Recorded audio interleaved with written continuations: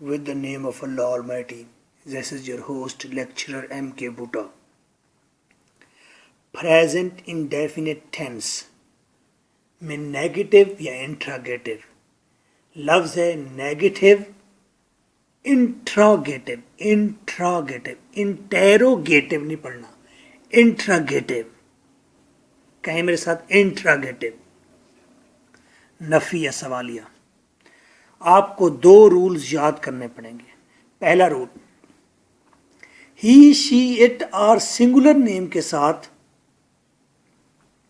Does या does not का इजाफा होता है। डज या डज नॉट का इस्तेमाल करते हैं।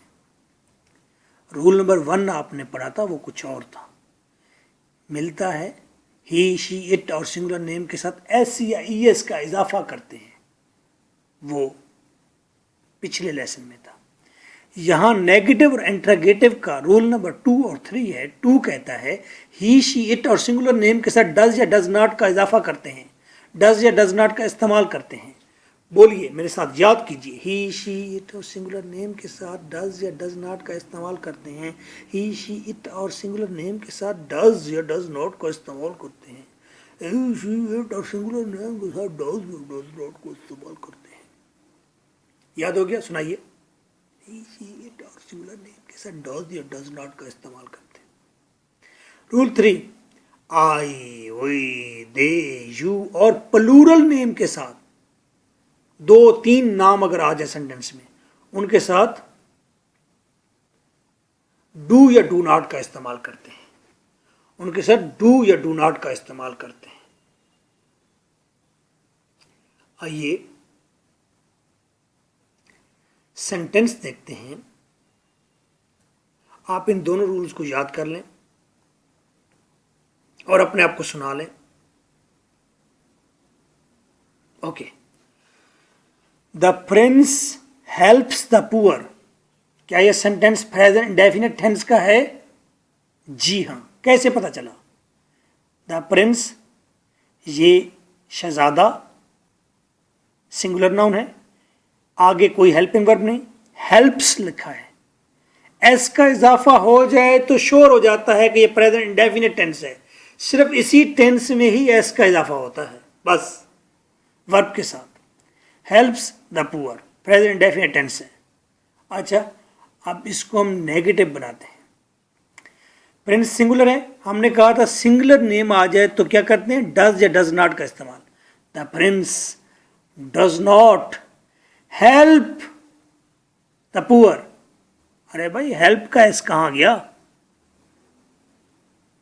जब डज के साथ ई एस लगा दिया है तो फिर एस क्यों लगाते हो? दफा करो अब एस को, खत्म करो उस बात को। The prince does not help the poor. Does the prince help the poor? सवाल निशान आ गया। Same like they help the poor. They help the poor. Negative, they do not help the poor. They के साथ do not क्यों लिखा है? ऊपर रूल नंबर 3 में दे का लफ्ज लिखा हुआ है, गौर फरमाइए।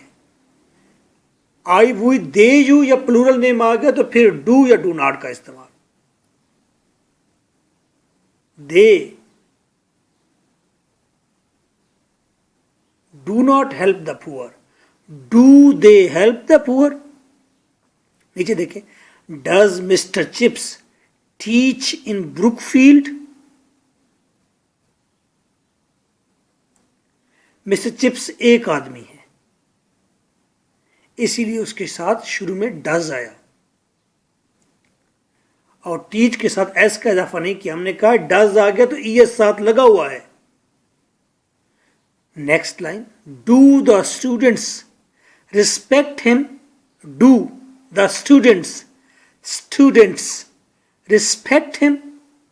स्टूडेंट्स क्योंकि ज्यादा हैं इसलिए शुरू में डू लगाया है। हमने कहा था प्लूरल नेम आ जाए तो डू या डू नॉट का इस्तेमाल करते हैं। नाउ आपने 100 सेंटेंस बनाए हुए हैं।